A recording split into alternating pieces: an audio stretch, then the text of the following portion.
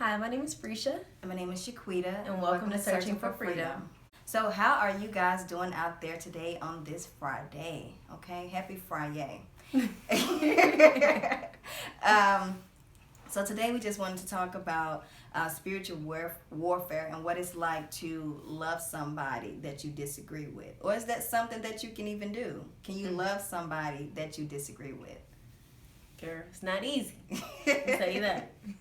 There are conversations that will literally make me just want to be like, why are you still talking to me? And it can be difficult in moments like that because it's like you don't want to look like yourself. The whole point of this walk is to be a representation of God, not to look like who I choose to be, to react how the world will react or how I have acted in the past, right. Or to just say whatever comes to your mind because, yes, you may have a bad thought that may come to your mind, or you may just not desire to further the conversation any longer because of what's going on. But to be able to react in a loving way, man. It's a choice. Absolutely. It's definitely a choice, and it's a lifestyle. It's something that you have to continue to. It causes you to die of your flesh, and I feel like in those moments, I always have to choose whom I'm serving. Girl, what was it? Just last week when I called you and I was like, "Sis, I died today." I said, "Okay, how did you die?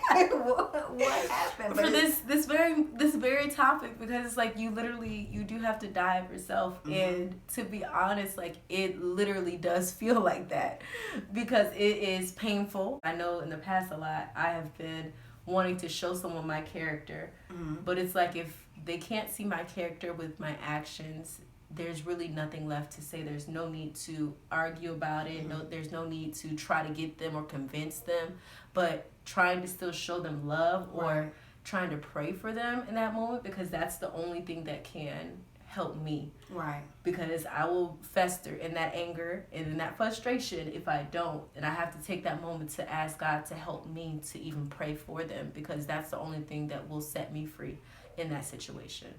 Yeah, I know for me, it's not holding on to that hurt or that grudge or that person who may have, tried to have taken me out of my character, because, I try to be positive and love everybody. I really do. That person that, nobody may not want to be around or nobody want to love on them. That's me. I feel like God gave me that gift to just love everybody, Quita. But when it comes, y'all see me getting passionate about it because she done set up in a seat. I done set up in my seat because sometimes I have been put in positions where, I'm like, wait a minute. Now, I normally don't have a problem, when it comes to loving people and being humble and being the person that's listening and not the person who's doing the talking all the time. So I try my best. And I was reading in the Bible that only loving people that loves you, you don't get credit for doing that. And I realized that's what I was doing, because my circle was full of people who looked like me, who talked like me, where it was easy to love them. But when it came to building relationships with people that I just disagree with, it was definitely difficult, especially when their point of views were different. When it came to like maybe raising children, or when it came to finances or things like that, I would rather just like, okay, I'll just keep you at bay. Someone like, I know that at my workplace there was someone who just didn't believe in the Bible. I was reading my Bible at my desk, and they said, the person said, I know you're not reading your Bible at your desk. And I was like, yeah, And he was like, oh, no, the Bible is, the Bible's like a script. It's just like someone who wrote a Star Wars movie. Okay. And how did you handle that? How did you deal with that? It wasn't no missionary outreach. Yeah, missionary outreach. It was just, okay, I just need to be a representation of Christ and just extend grace and just still be loving, to let him know that even though that he don't believe in the same God that I do, that it doesn't mean that I can't love him or pray for him or continue to be there for him as a coworker. Yeah. I feel like with me, I am this God, he continues to work on me in this area, of course, but recently I am being challenged to love my neighbor a little bit better, being a representation of God, because there are mornings where there's music blasting at 3 a.m, and there are feelings that arise, being woken up out of my sleep at 3 a.m, my children, but I am being challenged to continue to pray for him and to just allow my feelings to be pushed to the side, because we never know what other people are going through internally and what's causing or why they are doing the things that they do. Mm-hmm. But just continuously praying, and then always, instead of just going the other way when you see them outside, or speaking under your breath,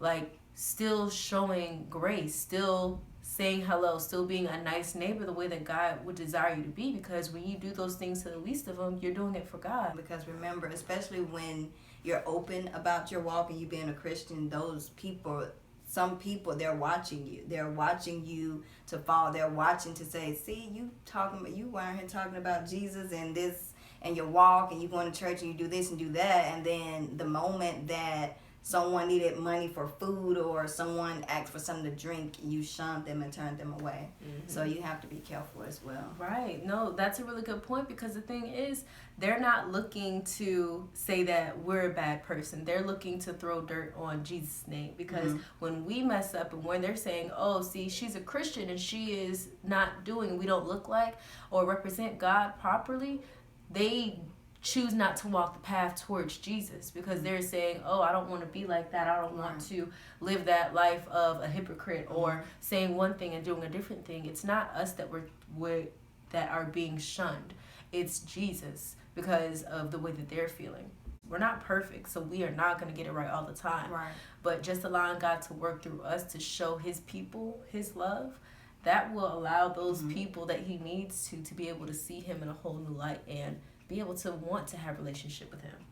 So that initial thought, I'm just gonna tell them like it is, or I'm just gonna read them because they didn't try me. Too many times. Too many times. So now I'm about to let them have it. Instead of doing that, I know for me, I have to take a step back, and even when I'm ready to send that text message, or I'm ready to, have that conversation with somebody, I even ask God, okay, God, just give me if it's for you for me to have this conversation with this person, if it's my motives aren't pure, don't let this happen. But right. When it is time, just provide that opportunity so that you're speaking versus my flesh. And then you touched on something very briefly. It's better to try to understand first versus trying to be understood. Sometimes I feel like that's where the disconnect can lead to as well. And I know I have someone that I mentor, and they're always telling me what somebody is doing to them.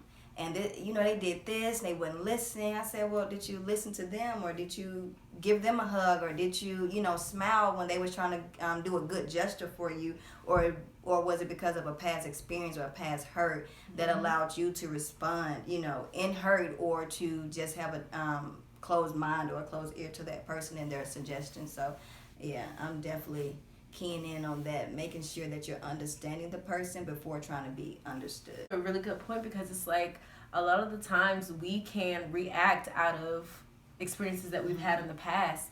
And it's like, how can we continue to evolve and allow God to show that love through us if we are maneuvering or reacting every scenario that comes up because of the way that we've been hurt in the past or the way someone treated us in the past? And it's natural, because you're trying to protect yourself. But in those situations, we have to also pray with that as well. Pray about everything, seriously. Because God will and has in so many situations showed me how I was reacting to something because of something that someone else did in the past. But to be honest, it can be difficult. We don't want to just say, okay, just pray, pray, pray. Yes, you need to pray, pray, pray. But sometimes even getting to that mindset to want to pray about something, because that spirit of offense is real. Oh, it's real. But we don't wrestle against flesh and blood. Like, the person who is causing you to feel that way, like, you have no idea what's going on in the back scenes. That spiritual warfare is real. So the only way that you can overcome it is by praying, because it not only affects that person, but I don't know about you, but when I am upset with someone, or there's an argument or confrontation or anything, like, there's like a heated feeling inside. Like, it upsets me. Sometimes I lose sleep. I wake up thinking about it. I go to sleep thinking about it, sometimes depending on what it is. And being able to pray through that, and God being able to show me love through it, even if the conversation hasn't been had, even if nothing's happened, God will show me love in that moment, where he is allowing me to not have to worry about that as well. And me praying for that person, I'm praying that that's doing the same for them. So that when we are able to have that conversation, or even if we don't have the conversation, God has already taken care of what's needed to be taken care of. My heart posture. That's all I can worry about. That's right. That's why he said, bless those who curse you. So, even if someone is doing something wrong to you, you just bless them, and like you said, that helps your heart posture. They may be, it may be affecting their sleep, but you don't let it affect yours, because I know, like you said, when I'm, after I've had a disagreement with somebody, like you said, it can, if you allow it, it could take over your day. It could take over your month. It could take over your week. If you just study playing it over and over in your mind, you waking up with it, you replaying, you trying to figure out, see, I should have said this. Girl, you know what? You over there having whole arguments in the shower, like, no, next time, don't let it come up again, because I'm going to be ready. Like, you literally rehearsing in your head. And God be like, no, just let it go. Give it. But God, no, let it go. Give it to me. Let me take care of my child. It's not something that you need to fix. It could be something internally going on with them, or it could be just the devil, coming after you. He already know you having a tough time, and now you vulnerable, and now these demons coming for your life. Then you start feeling overwhelmed, and then it affects other people, because with me as a mom, it's like, okay, I can be upset about this. If I start allowing it to affect my day like that, it affects me in my work, it affects me as a mom. I have less patience for my children, and that can leave, you never know what can really leave a lasting impression on your children, what situations will be one of those core memories. The best way to be able to love someone else is to bring it to God. Right. Because I can't do that. Like, I can barely love the people that I do actually intentionally try to love correctly. I even need help with that. So to love someone that I'm disagreeing with, like, only God can do it. But God.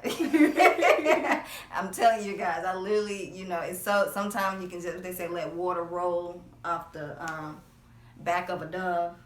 Sometimes it's so easy, but sometimes, like you said, you have that morning or that day, things are not going right, and somebody say the wrong thing to you, and it's just, they're just the one to get it. But instead of doing that, you say, okay, God, let me take a step back, And I was just telling my son today, how you start your day sets the tone, for that entire day. And I was telling my son, so I get up, I say, I do my devotion, I pray, I go in my closet, I journal, so that if something does come my way, whether it's a disagreement or argument, or, a coworker, I need to extend them patience or grace, I'm able to do that because I've started my day with God, and I can take that conversation I had with God throughout my day.